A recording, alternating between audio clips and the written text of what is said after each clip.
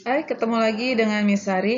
Eh, Kali ini kita akan mencoba mempelajari cara menggambar grafik fungsi kuadrat. Nah, di video sebelumnya kita sudah pelajari tuh bagaimana memahami karakter dari fungsi kuadrat, lalu poin-poin yang bisa kita temukan dari suatu grafik fungsi kuadrat. Nah, sekarang di video kali ini kita akan pelajari bagaimana cara menggambarnya. Oke, simak ya.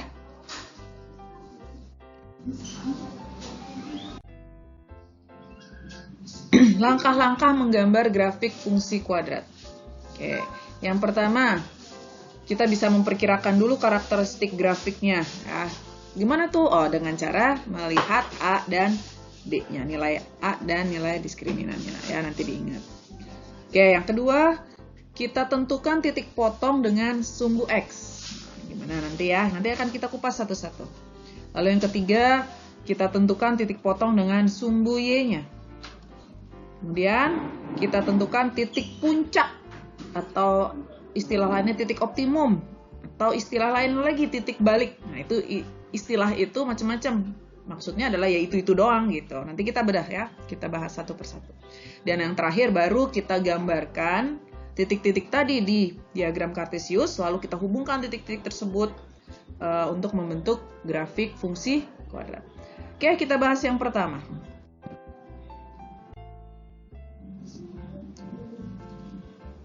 Karakteristik grafiknya. Kita ulang lagi nih, ulang lagi di video sebelumnya sudah dibahas, tapi kali ini dibahas lagi. Yang pertama, karakteristik itu bisa dilihat dari nilai A dan diskriminannya. Nah, ingat ya, rumus diskriminan adalah B kuadrat dikurang 4AC.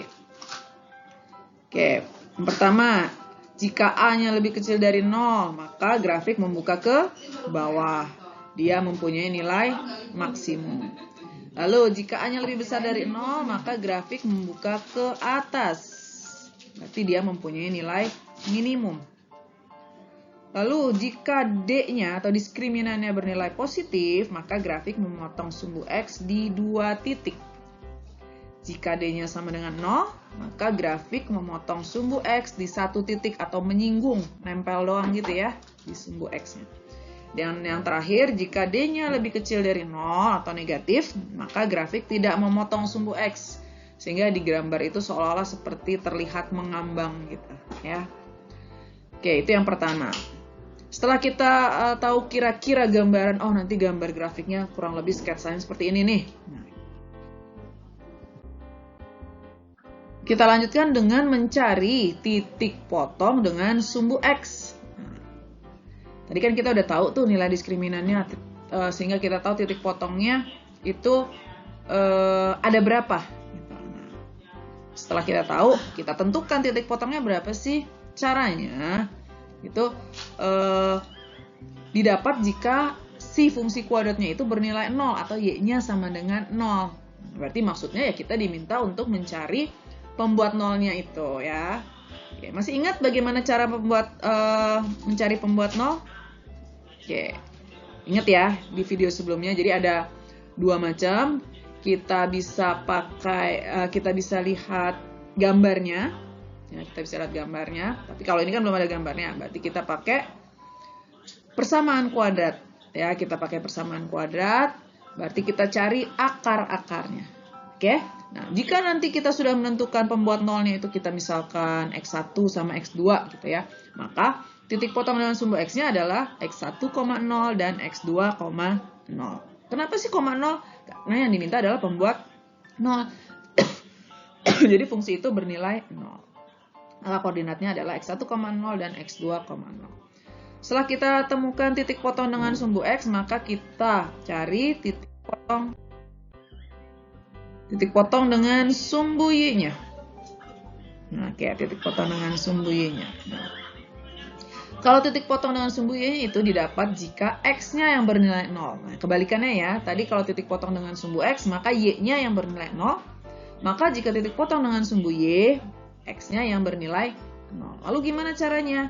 Ya tinggal kita masukkan nih, kita substitusi nilai X-nya menjadi 0. Nah, karena X-nya disubstitusi menjadi 0, otomatis maka titik potong grafik fungsi kuadrat terhadap sumbu Y adalah 0,C. Nah, karena kalau X-nya kita masukin kan jadi 0 semua ya, sisanya tinggal C. Sehingga titik potongnya adalah 0,C. Kita udah punya dua titik ya, dua macam titik.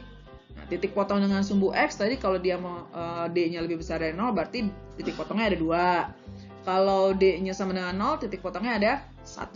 Kalau D-nya negatif, maka dia tidak memotong sumbu X. Selanjutnya kita punya titik potong dengan sumbu Y, yaitu 0,C. Terus kita cari titik apa lagi nih? Nah, yang keempat itu kita cari titik puncak atau titik optimum atau titik balik. Ya, oke. Apa sih titik puncak, optimum atau balik ini? Nah, titik di mana dia mencapai maksimum atau minimumnya pada suatu grafik. Jadi kalau dia fungsinya terbuka ke bawah, maka dia kan naik terus mentok di atas terus ke bawah lagi. Nah, itu yang namanya titik puncak. Atau ketika dia terbuka ke atas, maka kan dia turun sampai mentok di bawah, itu pun namanya titik puncak. Tapi nilainya bisa maksimum, bisa minimum. Nah, di sini makanya disebutkan grafik itu punya dua kemungkinan titik puncak, bisa maksimum kalau A-nya lebih kecil dari 0 atau minimum jika A-nya lebih besar dari 0. Oke, jika titik puncak dimisalkan X, Y, maka nilai X dan Y-nya bisa diperoleh dari, nah yang pertama, nilai X-nya itu nanti disebut dengan sumbu simetri. Nah, masih ingat ya sumbu simetri di video sebelumnya? Lalu, X-nya itu apa sih? X-nya itu adalah X1 tambah X2 per 2 jika kita tahu pembuat nolnya, atau pakai rumus min B per 2A. Lalu, bagaimana cara mencari nilai Y-nya? Nah, nilai Y-nya ini nanti disebut dengan nilai optimum atau nilai maksimum atau nilai minimum, tergantung nanti ya. Atau nilai balik, itu juga bisa ya. Jadi istilah macam-macam, nanti ketika ketemu soal itu istilah bisa berbagai macam. Nah, bagaimana caranya? Ada dua. Pertama, dengan memasukkan nilai X pada sumbu simetri tadi ke rumus fungsi, maka tulis di situ Y sama dengan Fx, atau kita pakai rumusnya itu adalah D itu B kuadrat min 4AC per min 4A. Ya, jadi bisa dua. Kalau mis biasanya ketika X-nya kita temukan bilangan bulat, nah, X-nya bilangan bulat, gampang ngitungnya gitu ya, kita masukkan ke Fx saja, ya kita substitusi. Cuman ketika kita ketemu misalkan sumbu simetrinya X-nya itu pecahan, kan ribet tuh masukin ya. Pakailah rumus D per min 4A. Nah, ini nyamannya Miss, kalau kalian bebas mau pakai yang mana. Pokoknya senyamannya mungkin ya. Tidak ada batasan harus pakai ini dan itu. Oke, ketika kita udah dapat X-nya si sumbu simetri dan Y-nya itu nilai optimum, maka kita ketemulah si titik puncak itu, si X, Y. Berarti kita udah dapat 3 macam titik ya. Gitu. Oke, selanjutnya. Contoh soalnya nih. Diminta untuk menggambar grafik fungsi kuadrat Fx sama dengan X kuadrat min 2X min 8. Untuk X min 2 lebih kecil sama dengan X, lebih kecil sama dengan 4. Oke, angka pertama kita ini dulu, apa namanya? Kita coba kenali dulu, kita cari karakteristiknya seperti apa. Dari mana? Dari nilai A dan D-nya. Biasakan tulis A, B, C-nya. Dari sini berarti A-nya berapa? A-nya 1. Lalu B-nya min 2. C-nya min 8. A1, B min 2, C min 8. A-nya positif. Kalau A-nya positif berarti gimana? A lebih besar dari 0, maka dia terbuka ke atas. Oke, dia terbuka ke atas. Lalu kita cari diskriminannya. Diskriminannya berarti kan B kuadrat min 4AC. B kuadrat berarti min 2 kuadrat dikurang 4 kali 1 kali min 8. Berarti 4 ditambah 32. Positif. Kalau positif berarti gimana? Kalau positif berarti dia memotong sumbu X di 2 titik. Nah, Coba kita gambarkan nih. Kira-kira sketsanya nanti seperti apa ya? Oh, sketsanya berarti kalau ini adalah sumbu X, dia terbuka ke atas, memotong di 2 titik, berarti gambar nanti set, gitu ya. Ini sketsanya. Jadi nanti kalau ternyata gambar kita nggak kayak gini, ada kesalahan, gitu ya. Oke, selanjutnya.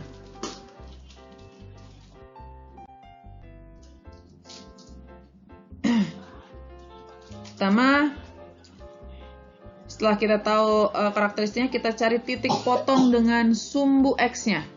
Ingat, kalau titik potong dengan sumbu X-nya berarti apanya yang 0? Y-nya sama dengan 0. Berarti si X kuadrat min 2X min 8 sama dengan 0. Kita faktorkan deh. X min 4, nah ini harus udah lancar nih ya. X plus 2 sama dengan 0. Maka X min 4 sama dengan 0, X-nya berapa? 4. Yang kedua, X tambah 2 sama dengan 0, maka X-nya sama dengan min 2. Udah punya 2 nih. Benar berarti ya tadi ya, titik potongnya ada 2. Sehingga titik potong dengan sumbu X-nya adalah berapa, berapa nih? Titik potong dengan sumbu X-nya pertama adalah 4,0 dan min 2,0. Titik potong dengan sumbu X. Selanjutnya kita cari apa? Titik potong dengan sumbu Y. Titik potong dengan sumbu Y berarti gimana? Langsung aja kan C-nya kita berapa tadi ketemu? Karena C-nya sama dengan min 8, maka titik potongnya adalah 0, min 8. Kok bisa 0? Karena titik potong dengan sumbu Y berarti X-nya sama dengan 0. Gitu ya. Oke, terakhir cari apa nih? Cari titik puncak. Nah, karena tadi kita tahu A-nya positif, maka titik puncaknya dia nanti bernilai minimum. Gitu ya. A-nya positif, nilainya minimum. Oke, pertama, kalau titik puncak kan mencari X, Y. Kita cari dulu X-nya. X-nya itu berarti kita cari sumbu simetri. Tuliskan lagi deh nih, biar ini apa namanya jelas. A-nya 1, B-nya min 2, C-nya min 8. Min B per 2A berarti min B-nya min 2 per 2 kali 1. 2 per 2 sama dengan 1. Nah, dapat X-nya 1. Terus Y-nya, nah, karena X-nya ini bilangan bulat, nah Miss pilih kita masukkan ke rumus fungsinya saja. Maka Y-nya sama dengan X-nya kita ganti 1. Jadi 1 kuadrat dikurang 2 kali 1 dikurang 8. Sama dengan 1 dikurang 2 dikurang 8. Berarti jadi berapa? Min 9. Nah, karena kita sudah tahu X-nya 1, Y-nya min 9, maka titik puncaknya adalah berapa? Titik puncaknya berarti 1, min 9. Oke, simpel ya. Berarti kita udah lengkap nih titik-titik bantunya. Langkah selanjutnya adalah kita gambarkan titik-titik itu.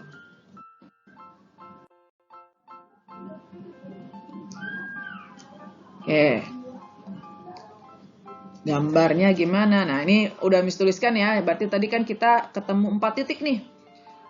Titik potong dengan sumbu X-nya adalah 4,0 dan min 2,0. Lalu titik potong dengan sumbu Y-nya 0, min 8. Dan yang terakhir, kita tahu titik puncaknya adalah 1, min 9. Oke, kita gambarkan.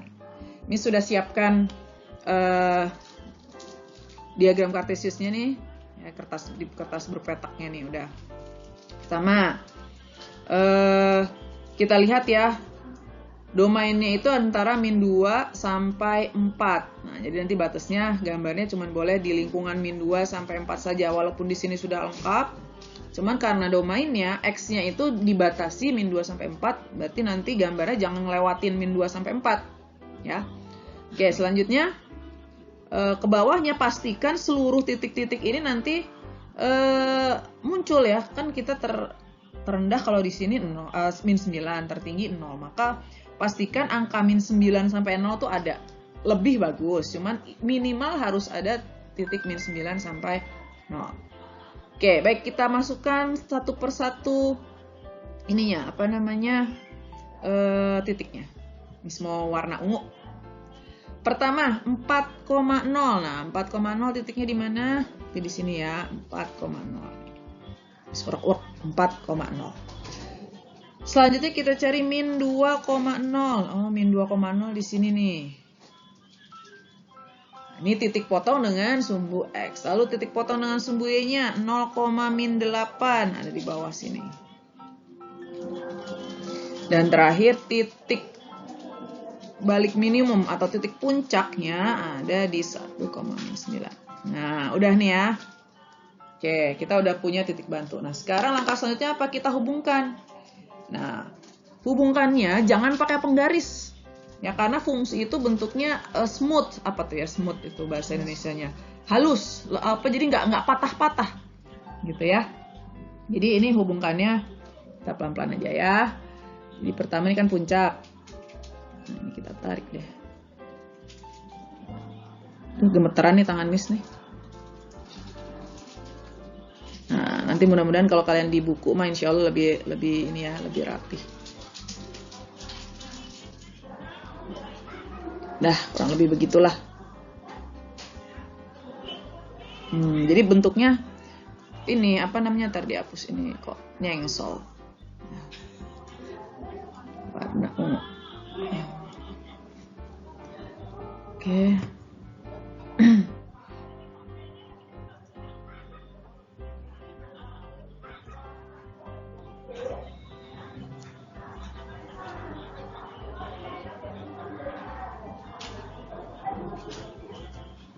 Kurang lebih begitu ya.